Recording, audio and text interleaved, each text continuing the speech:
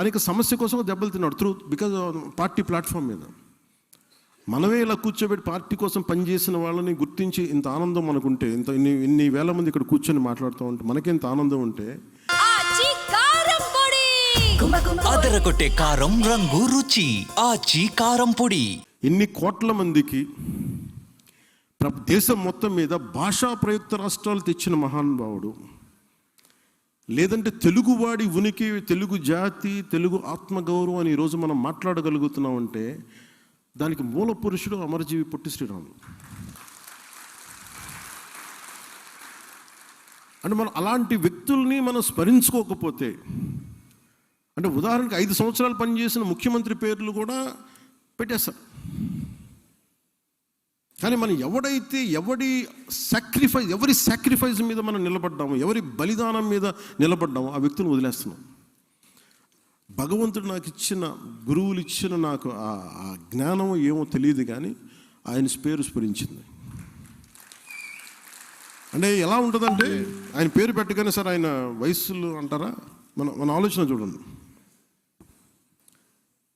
అంటే ఎంత దౌర్భాగ్య స్థితికి వెళ్ళిపోయి ఉంటే, అంబేద్కర్ గారికి ఒక కులానికి పరిమితం చేసుకుంటే మనం ఏం చేయలేం. అంబేద్కర్ అందరి వాడు, లేదు మావాడి మా దగ్గరే ఉంటాడంటే మనం ఏం చేయలేం దానికి. కానీ ఎవరు వద్దనుకున్నా లేదనుకున్నా అంబేద్కర్ గారు గుండెల్లోనే ఉంటారు మనం. కానీ దాన్ని మేము పొలిటికల్ ఇష్యూ, ఓనర్షిప్ ఒక్కళ్ళకి అని అంటానికి కుదరదు, నాయకులకి. అంటే ఈ స్థాయికి ప్రపంచం వెళ్ళిపోతున్న మనం కరెక్ట్ చేసుకోకపోతే మన స్థాయిల్లో చాలా చాలా తప్పులు చేసిన వాళ్ళం అవుతాం ఇవన్నీ. సో అందుకని ఇవన్నీ ఒక్కొక్కరు చేసుకుంటూ వెళ్తాం. నా ఉద్దేశంలో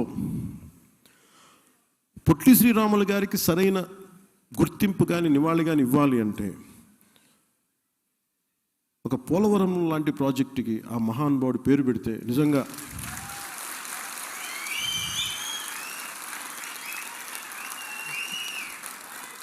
ఎందుకంటే అంటే భాషా ప్రయుక్త రాష్ట్రాలు తెచ్చినవాడు,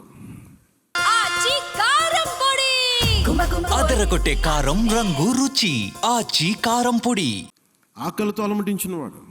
అంటే పోలవరం ప్రాజెక్ట్ అంటున్నాం, కానీ అలాంటి నాకు అనిపించింది ఒక చిన్నపాటి ఒక 2 మండలాలకు ఒక జిల్లాకు వచ్చే దానికి కాదు, దీనికి పెద్ద పేరు పెట్టాలంటే ఒకసారి ఇలాంటి ప్రతిపాదన అంటే ఇది నా ఉద్దేశం.